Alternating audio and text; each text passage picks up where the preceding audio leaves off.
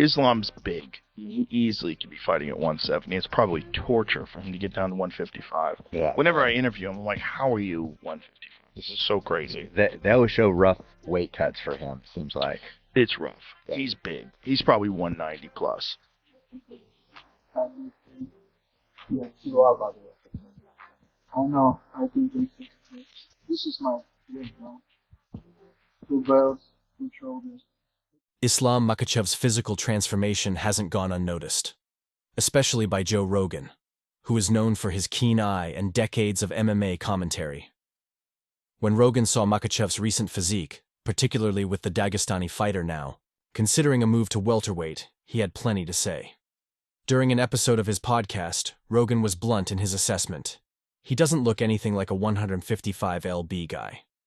That statement highlighted a broader issue Rogan has criticized. For years, the way extreme weight cutting has distorted fair competition and jeopardized fighter safety in MMA. I've beaten everyone in this division.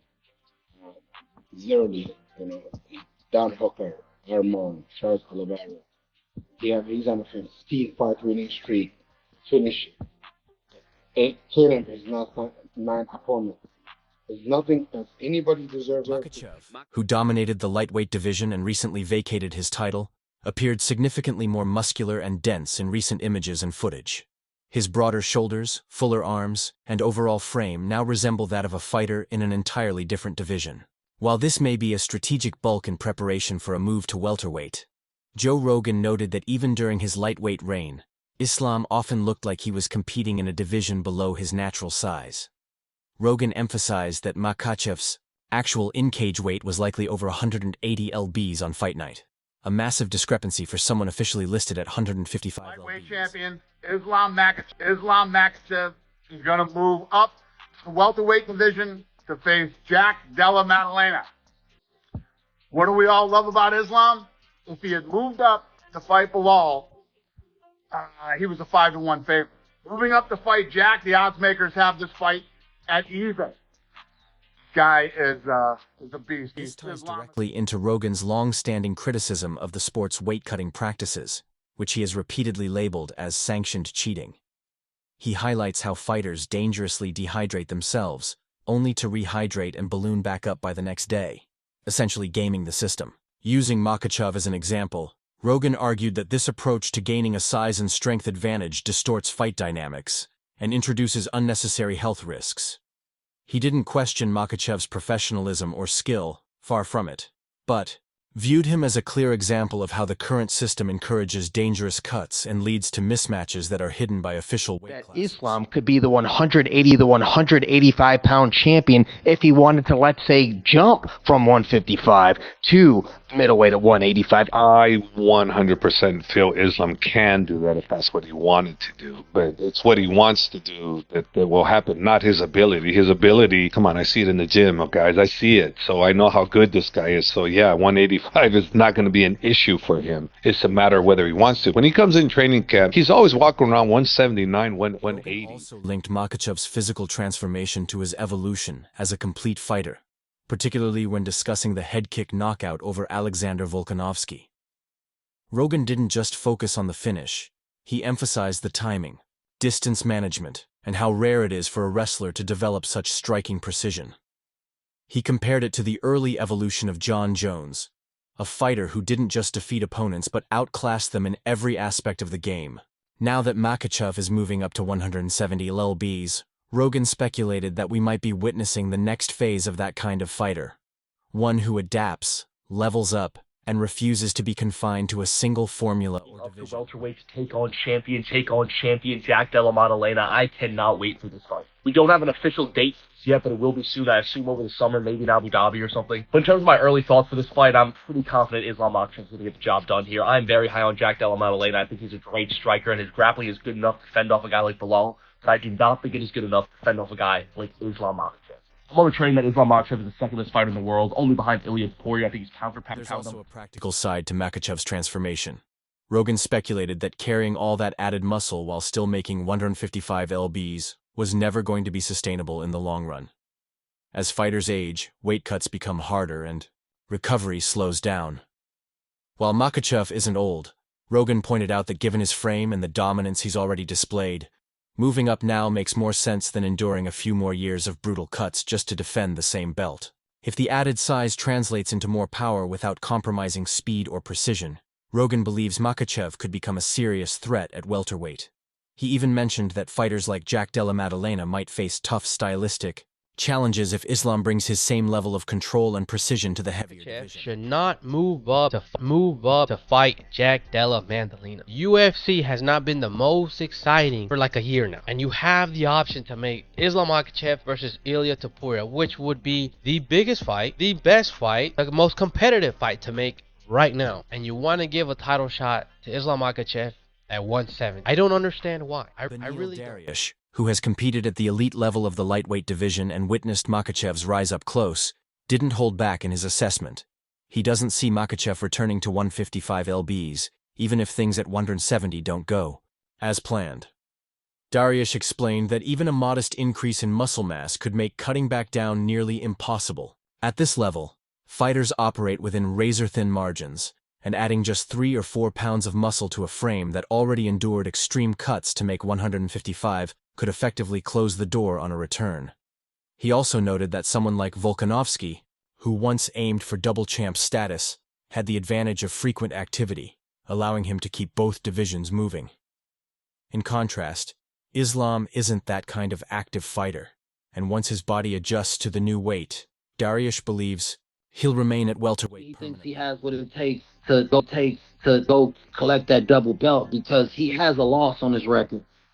And the thing is, if he wants to get closer to GOAT status, he needs to capture more belts. He can't go down. His only option is to go up. And if Bilal did not have that belt, they would 100% take that fight and go up and get that. The idea that Makhachev might never return to lightweight isn't far-fetched.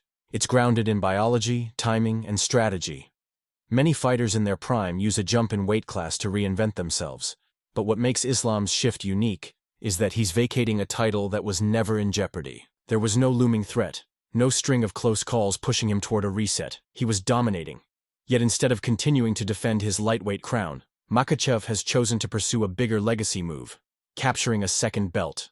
With the transformation already in motion, physically, psychologically, and tactically, his focus appears firmly on the next chapter, not on returning to the past. Nurmagomedov doesn't want Islam to fight Ilia. The narrative is like, oh, he's beating up smaller guys. I think the fight to make is Ilia Topuria. If that doesn't happen, Islam sticks to his guns. If he was to say, no, I want to fight the winner of Jack Della Maddalena versus Bilal Muhammad, because he is such a great champion, because he has taken short notice fights, because he's the most successful lightweight on planet Earth in the history As of Islam moves toward 170 lbs, not everyone is convinced he'll dominate opponents as he did at lightweight. Sean Buckley, a rising welterweight with an impressive resume, didn't hesitate to insert himself into the conversation. Buckley claims that among all the fighters in the division, he's the one Makhachev should really worry about, not Jack Della Maddalena. According to Buckley, the Australian champ has notable gaps in his game that Islam could exploit, especially given what was revealed in fights like the one against Gilbert Burns. Buckley, on the other hand, sees himself as an unsolvable puzzle. For Makhachev, he points to his performances against Colby Covington and what he intends to do to Kamaru Usman as evidence that his pressure, explosiveness, and defensive improvements make him a nightmare matchup. The message is clear. Makhachev might have taken on more than he can handle. Jack does win.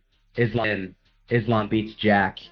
I don't think he beats Bilal. We saw Islam struggle with a 145er that had really good takedown defense. I just can't imagine him going up, adding 15 pounds to an opponent, looking better. Does that make sense? Yeah, I don't think a move up for Islam is a good idea. But that's just me. I think that he would beat Topuria decently easy. That skepticism extends beyond current contenders. Legends of the sport, analysts, and former champions have openly questioned the wisdom of Makhachev's timing. Some believe he may have moved up to avoid a showdown fans were eagerly anticipating. Islam Makhachev versus Ilia Topuria. Topuria has been on a tear. demolishing opponents at featherweight and positioning himself for a shot at lightweight gold. But with Makhachev moving on, that highly anticipated matchup is now on hold. 170. I think there are guys who could be very difficult for him. Actually, Bilal would be very difficult because I know they train together, but when I, for example, train with Bilal, one thing I realized, his cardio is fantastic. I only got to train with him once, and I grappled with him, and technically he's so proficient. He doesn't make big mistakes or mistakes in general. He stays in the right places, doesn't take risks. Very difficult to deal with. Topuria hasn't hidden his frustration with the situation, labeling Makhachev a hypocrite. He called out the contradiction in denying him a shot at lightweight due to his lack of wins at 155 LLBs, while Makhachev simultaneously demands an immediate title shot at welterweight without ever having competed in that division. The call-out was sharp because the logic was hard to refute. Makhachev's argument was that he had cleared out his division, whereas Topuria had not. However, in making that case, Islam opened himself up to criticism from fans and fighters who view the move as convenient rather than courageous. Welterweight, Volk or Islam, for sure. I think Volk's chances would really diminish at welterweight. Or he could be really difficult to fight at welterweight, you never know. But I would say Makhachev has a better chance. I don't trust Volk against fucking Chimaev, you know what I mean? To be fair, I don't trust Makhachev against Sandhagen, a skilled striker and contender in his own right, added his perspective to the growing discussion on a recent podcast. Sandhagen stated bluntly that he believes Ilia Topuria would defeat Islam Makhachev. While this is a minority opinion in MMA circles, Sandhagen was clear about his reasoning. He highlighted Topuria's low center of gravity and compact build, which make him a challenging target for takedowns. Combined with Topuria's crisp, intelligent striking and airtight guard, Sandhagen doubts Makhachev would be able to inflict much damage.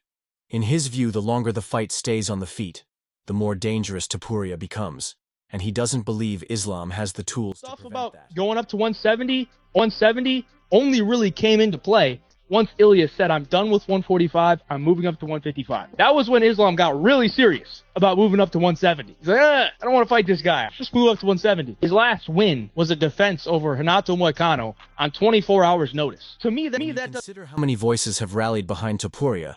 Renato Moicano, a former lightweight title contender who has faced Makhachev inside the cage, also supports Sandhagen's view.